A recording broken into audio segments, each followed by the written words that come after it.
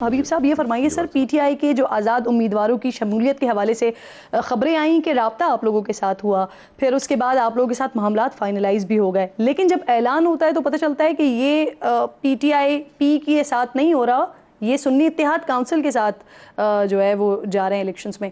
تو کیا ایسا ہوا کہ چیزیں فائنلائز ہو کر بھی فائنلائز نہیں ہوئی، معاملہ طے نہیں پایا، کیا ہوا؟ بسم اللہ الرحمن الرحیم.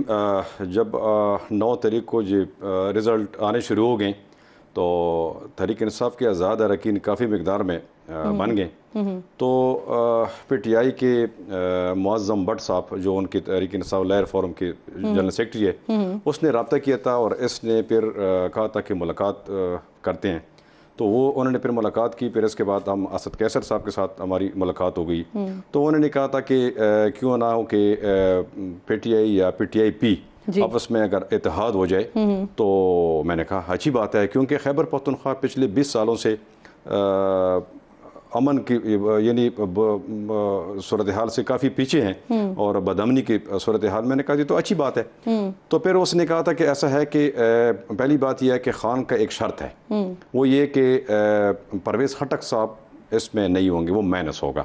تو میں نے ان سے ٹائم مانگا. پھر میں نے اپنے پارٹی کی جو کور کمیٹی ہے ان کے ساتھ میں نے مشاورت کی، اور مشاورت میں یہ چیز طے ہو گئی ہے کہ محمود خان صاحب اور سب نے یہ کہا تھا کہ ابھی خان صاحب کو ضرورت ہے اس پلیٹ فارم کی. تو بالکل انشاءاللہ ہم اس کے لیے حاضر ہے پلیٹ فارم. اور دوسرا پھر یہ کہ خیبر پختونخوا عوام کے لیے بھی اچھی بات ہے کہ ہم ایک مل کے ایک حکومت بنائیں. پرویز خٹک صاحب آپ کہہ رہے ہیں وہ مائنس ہو، یہ خان صاحب نے ایک شرط رکھی تھی، تو انہوں نے جو مستعفی ہوئے ہیں وہ پارٹی کی صدارت سے وہ اسی وجہ سے ہوئے جی تھے. بالکل، وہ انہوں نے پھر استعفیٰ دے دیا. اور پھر دوسرا راؤنڈ پہ انہوں نے کہا تھا کہ آپ کی جو مخصوص نشستیں کے جو لسٹ ہیں وہ ہم آلریڈی دے چکے تھے.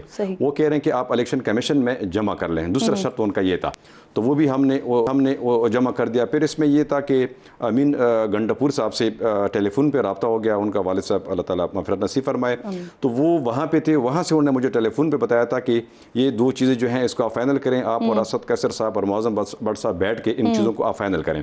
پھر تیسرے راؤنڈ پہ ہم نے یہ تھا کہ وہ استعفے ہم نے الیکشن کمیشن میں جمع کر دی، اور ساتھ ساتھ ان کا جو وہ سلسلہ تھا وہ ہم نے آگے، کیونکہ 4 بجے کا انہوں نے بتایا تھا کہ اعظم سوادی صاحب کا مجھے رات کو 2 بجے ٹیلی فون آیا تھا. وہ کہہ رہے تھے کہ ٹائم بڑا شارٹ ہے اور آپ اپنے پارٹی کے ساتھ سارے مشاورت مکمل کر کے 4 بجے پھر ہم نے وہ کرنا ہے، پریس کانفرنس کرنا ہے.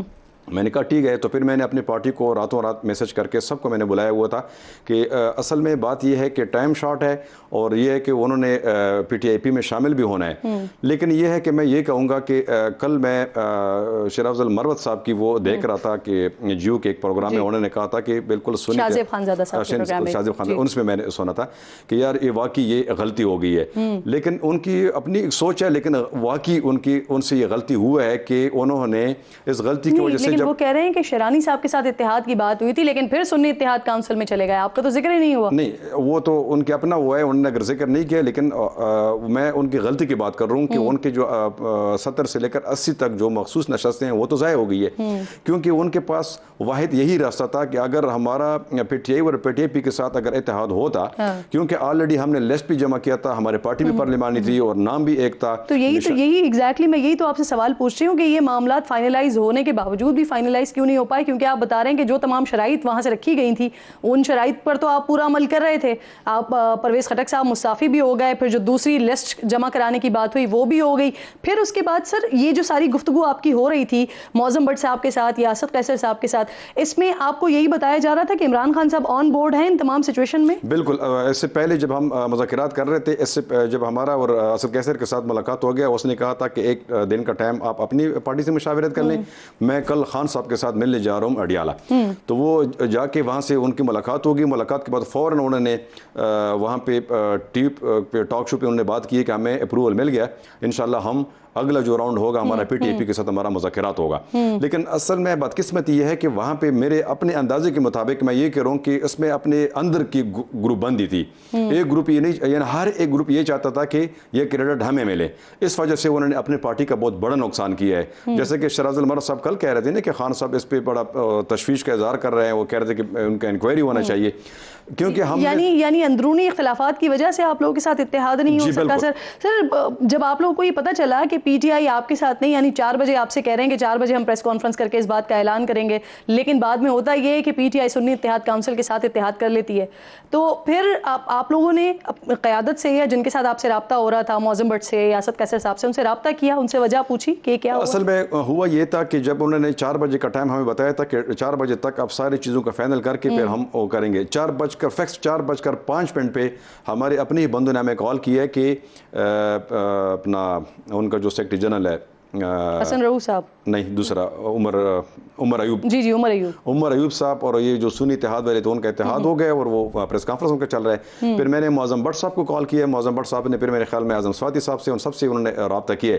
لیکن مسئلہ یہ تھا کہ وہ پی ٹی آئی کے جو اپنی ہی جو لیڈرشپ تھی وہ ایک پیج پہ نہیں تھے، اس وجہ سے انہوں نے اپنی ہی پارٹی کے بہت بڑا نقصان کیا ہے.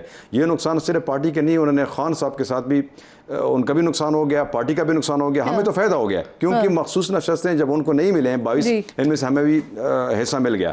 لیکن یہ ہے کہ ان کی گروپ بندی کی وجہ سے اور حبیب صاحب وہاں پر نقصان ہوا، لیکن آپ لوگوں نے بھی تو کچھ نہ کچھ مطالبات رکھے ہوں گے نا، گیو اینڈ ٹیک والا سسٹم ہوا ہوگا، آپ کی طرف سے کیا مطالبات تھے؟ دیکھیں پہلی بات یہ تھا کہ ہم نے اسد قیصر صاحب کو پہلے ہی کہا تھا کہ غیر مشروط طور پہ ہمارا مذاکرات ہوگا، ٹھیک ہے. انہوں نے یہ شرط یہ رکھا تھا کہ وہ نہیں ہوں گے، پرویز خٹک صاحب نہیں ہوں گے. پھر دوسرے دن انہوں نے کہا کہ یہ سب تو ان کے مطالبات ہیں، آپ کی طرف سے آپ لوگ بالکل غیر مشروط تھے. نہیں، ہمارے غیر مشروط تھے. انہوں نے یہ کہا تھا کہ ہم آپ کو بنفس نفیس میرا انہوں نے بتایا تھا کہ آپ کو ہم سینیٹر بنائیں گے، اور پھر میں نے انہیں کہا کہ چلو ٹھیک ہے ایک سینٹ کا، اور دوسرا انہوں نے کہا تھا کہ خیبر پختونخوا میں 1 یا 2 ایڈوائزری بھی ہم آپ کی پارٹی کو وہ دیں گے.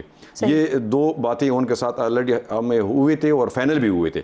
مطلب یہ ہے کہ 4 بجے پریس کانفرنس یہ کہ ان کے ساتھ ہمارا انگریمنٹ سائن ہونے والا تھا. ٹھیک تو سر، لیکن اس معاہدے کے نتیجے میں پی ٹی آئی پارلیمنٹیرین کا بھی نقصان ہوا کہ آپ لوگوں نے ان کی شرائط پوری کرنے کے چکر میں سربراہ جو تھے پرویز خٹک صاحب وہ مستعفی ہو گئے.